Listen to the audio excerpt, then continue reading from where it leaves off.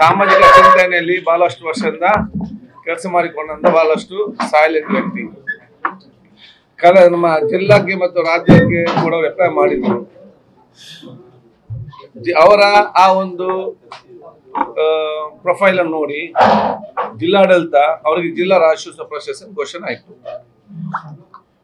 ಅವತ್ತು ಬೆಳಿಗ್ಗೆ ಅವರಿಗೆ ಬೆಂಗಳೂರಿಗೆ ಒಂದು ಸಂದೇಶ ಬರೋ ಮುಖಾಂತರ ರಾಜ್ಯದಲ್ಲಿ ಕೊಡಿದೆ ಅಂತೇಳಿ ರಾಜ್ಯಕ್ಕೆ ಬೆಂಗಳೂರಿಗೆ ಹೋದ್ರು.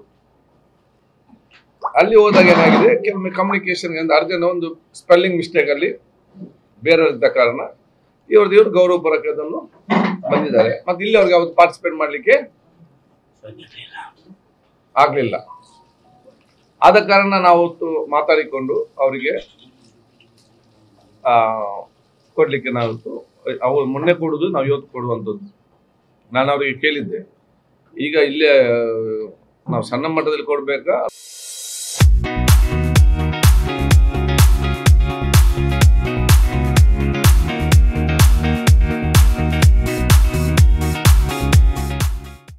ಮುಂದಿನ ವರ್ಷ ಆಗುವಾಗ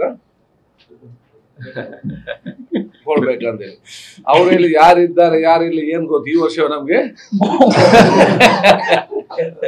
ಆಗ್ಲಿ ಅಂತೇಳಿ. ಹಾಗೆ ನಾನಾ ಕ್ಷೇತ್ರದವರು ನನಗೆ ಅತ್ಯಂತ ಸಂತೋಷ ಮತ್ತು ಗೌರವ. ಅವರ ಬಗ್ಗೆ ಹೇಳ್ಬೇಕಾದ್ರೆ ಬಹಳಷ್ಟು ಇದೆ. ಅದು ಇಡೀ ಜಿಲ್ಲೆಯ ಜನತೆಯ ಪರವಾಗಿ ನಾನು ಅವರಿಗೆ ವಿಶೇಷ ಅಭಿನಂದನೆ ಶುಭಾಶಯ ಸಲ್ಲಿಸ್ತೇನೆ. ಮತ್ತು ನಾವು ಇದನ್ನು ಇವತ್ತದನ್ನು ಕೊಡ್ತೇವೆ. ಜಿಲ್ಲಾ ಪ್ರಶಸ್ತಿ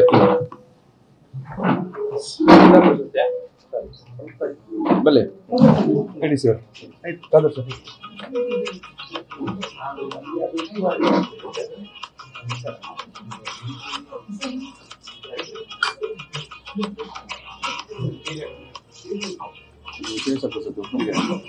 ಥ್ಯಾಂಕ್ ಯು.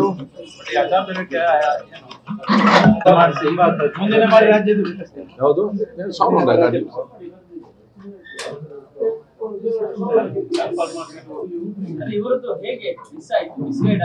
ಮಿಸ್ ಆಯ್ತಲ್ಲ.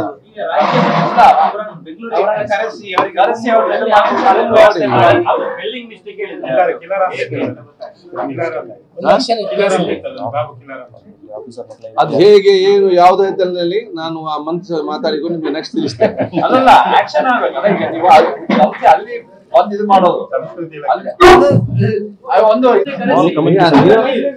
ನೀವು ಕೇಳಿದ್ದೀರಿ, ನಾನು ಕನ್ನಡ ಮತ್ತು ಸಂಸ್ಕೃತಿ ಸಚಿವ ಅಲ್ಲ. ಬಾಪಿಲ್ಲ ನನ್ನ ಊರವರು, ನಮ್ಮ ಕ್ಷೇತ್ರದವರು. ಅದಕ್ಕಾಗಿ ನೀವೆಲ್ಲ ಕೆಲವೆಲ್ಲ ವಿಚಾರಗಳನ್ನು ನಾಳ್ದು ನಮ್ದು ಸೆಷನ್ ಇದರಲ್ಲಿ ನಮ್ಮ ತುಳು 2ನೇ ದರ್ಜೆದ ತುಳು ಭಾಷೆಗೆ ಸಂಬಂಧಪಟ್ಟಾಗ ಒಂದು ಸಭೆ ಮೀಟಿಂಗ್ ಇದೆ. ಅವತ್ತು ಆ ವಿಚಾರ ನಾನು ಕೇಳ್ತೇನೆ.